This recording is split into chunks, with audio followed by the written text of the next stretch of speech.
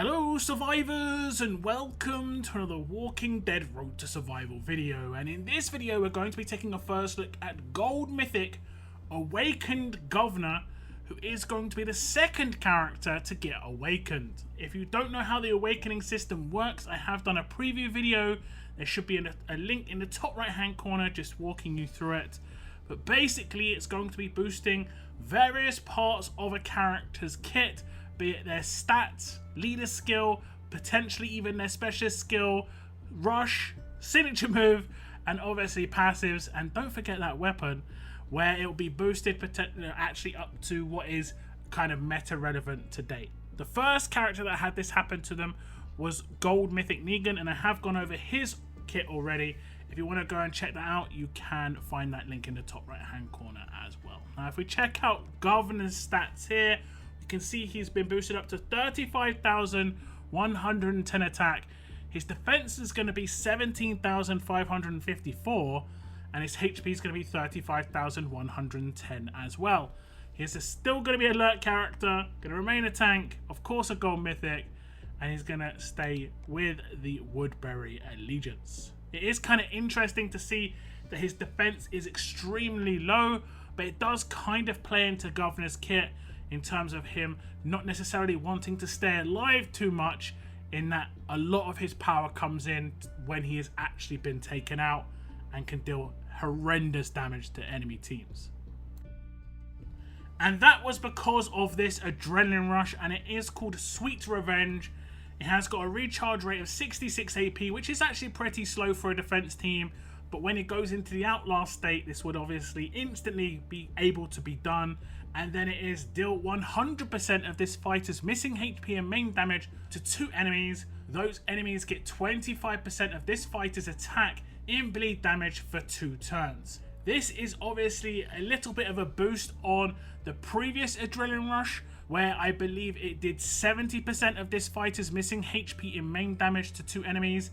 The bleed is going to remain the same, but his attack stat has been boosted, so it will be slightly higher because of that. It is also worth noting that his HP has also been boosted. There are bigger leaders out there right now than there were at the beginning of the Mythic era, and potentially better weapons available to Governor and potentially attached to him as well. So that HP number could be drastically higher than it was before.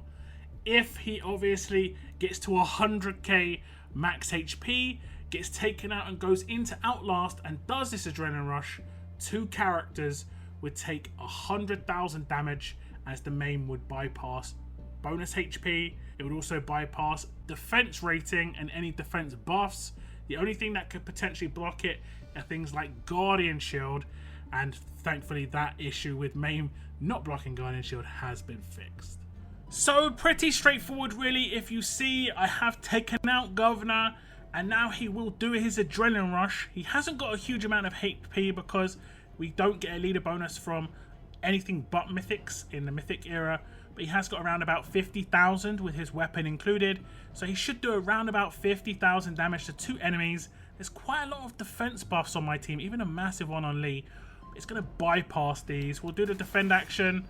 In comes the rush, and you're going to see 2 characters take 49,154 damage, I believe it was, and that is exactly 100% of his missing HP, which in this case would be his max HP because he was in Outlast. And there's not too many attack team characters that are going to be able to survive that. Like I said, it bypasses bonus HP, bypasses defense rating. There's not too many ways to stop that from happening. Now it will put the upgrades on the screen, but do remember, when you claim an awakened fighter, all of their skills will be fully maxed and the character will be limit break 3 instantly. So all of these things should be unlocked. Anything that has the ability to be upgraded, like this limit break 2 on upgrade on this adrenaline rush, has the potential of not being fully upgraded when you claim the character as an awakened character, but there should be resources in the claim to make up for that issue if there is one. So just make sure to check the character's kit if you want to completely max them out when you claim them. But yeah, I like this adrenaline rush. I think it's perfect, exactly what I would have done. Boosted it up to 100%, or just boosted that initial damage up from the missing HP. I maybe would have boosted the bleed as well. Bleed isn't really that big a deal because it goes on to the characters that obviously get hit with this adrenaline rush. So if you're doing 100k, you know, main to somebody, and then you're hitting him with the 25% of his attacks in bleed damage, which isn't that much. He's only got 35k attack stats, so it's only going to be like 8.5 damage. So yeah, it's not too crazy. If he was full HP and you did the adrenaline rush, you kind of want that bleed damage to do at least something. I'm not really sure, maybe 50%. It's not like he's going to have much attack anyway on a defense team, but yeah, I think it keeps to the essence of Governor's kit, and honestly what was very good about him when he first came out. So it's just going to, like I say, bring him back into the picture most likely.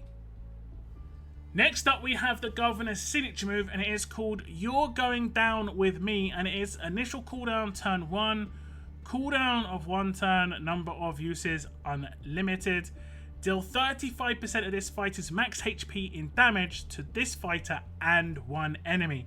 This has been boosted in 2 ways. It has gone from an initial cooldown of turn 2 down to a turn 1, which honestly is the biggest part of this. But also the damage has been boosted a little bit, where before it was 25% of the character's max HP, now it's going to be 35% of the character's max HP. This is a double amplification because not only is it a boosted amount of the max HP, his max HP has been boosted as well due to his stat boost, and obviously, like I said, all the other stuff that's going to be going on in the game. So that should do drastically more damage. And honestly, before, it wasn't that problematic to deal with the signature move. You could probably take the hit. His HP generally wasn't really high enough for this to do too much damage. Whereas now, like I say, if you get him up to 100,000, you know, HP, that's going to be 35,000 damage on a turn 1 signature move. It bypasses defense rating. Bonus HP can absorb this a little bit, but this is going to be off of turn 1 on Governor. There's not too much you can do on an attack team to get early bonus HP rolling. So yeah, that is, like I say, going to be a little bit problematic. 35,000 on a 100k max HP character is, you know, pretty decent damage. And he's kind of doing what a lot of these promos are doing, where it's based off of his own HP or based off of defense in some of the cases. So he's kind of in line with some of these more powerful characters out there. And I hate it. So this time around, I'm going to take out Trip instead of Governor, and this is just so it's a bit more easy to see what's going on.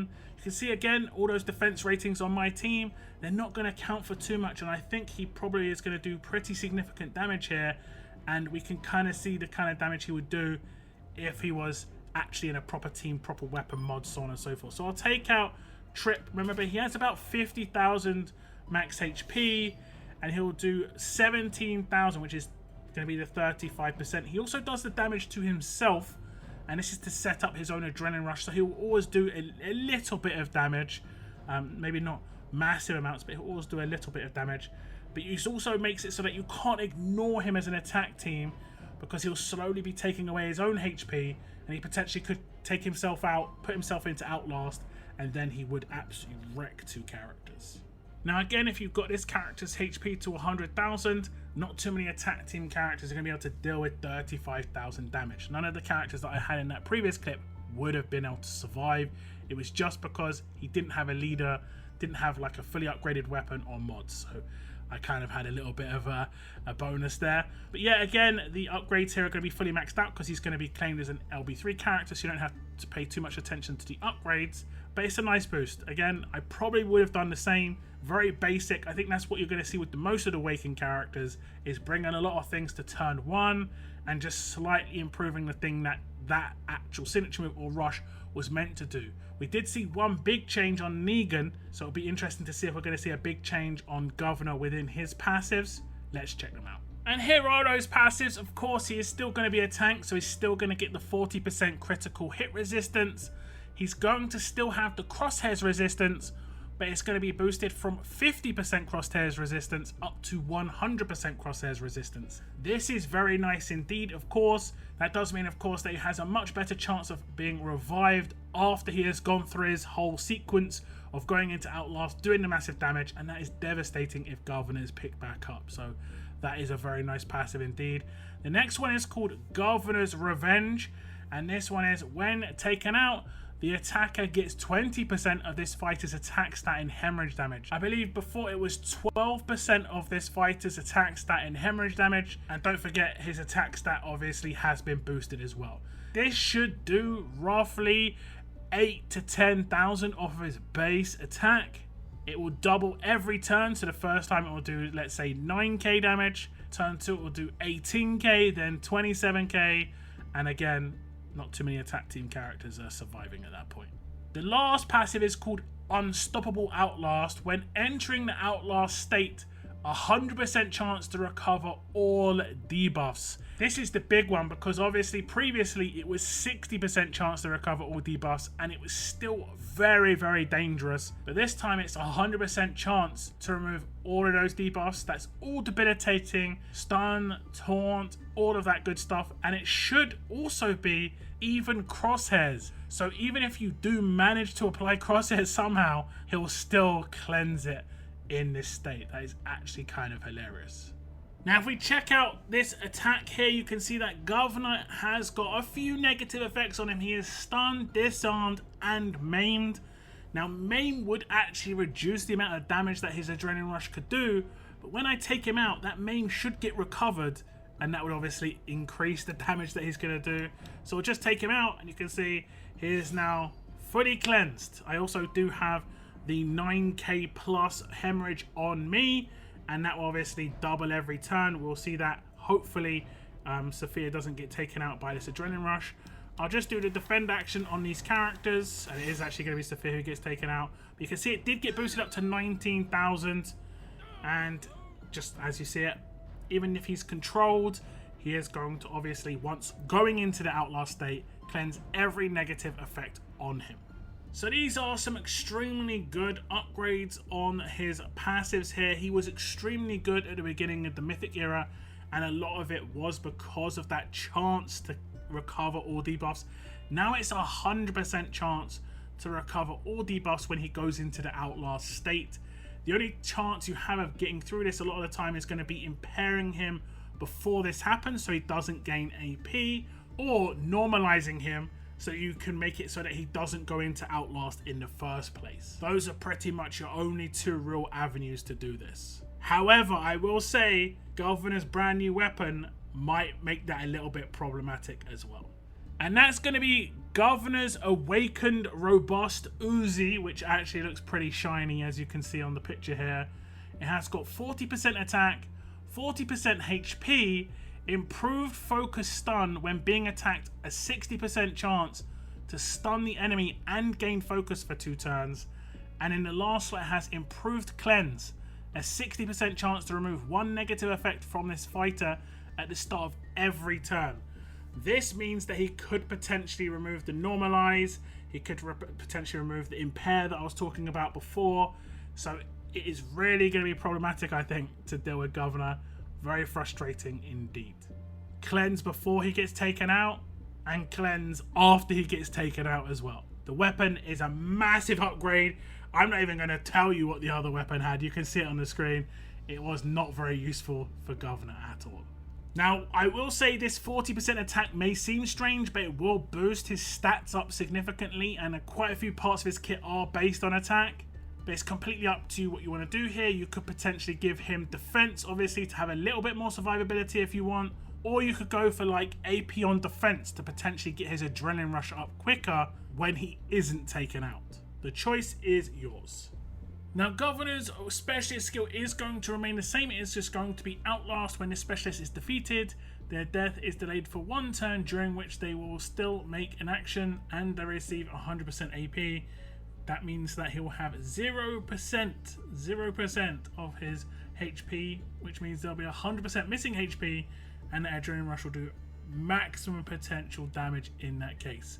It can be manipulated if Governor himself is maimed, but because of the cleanses and other stuff that he's got in his kit, yeah, that's going to be problematic.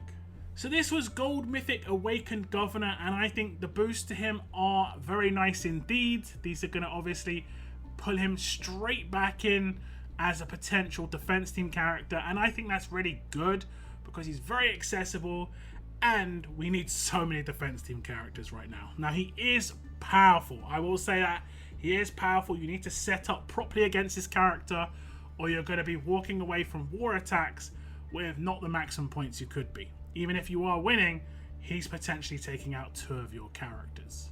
But do tell me what you think about Gold Mythic Awakened Governor. Is he a character that you're going to look to awaken for your defense teams? Let me know in the comments down below.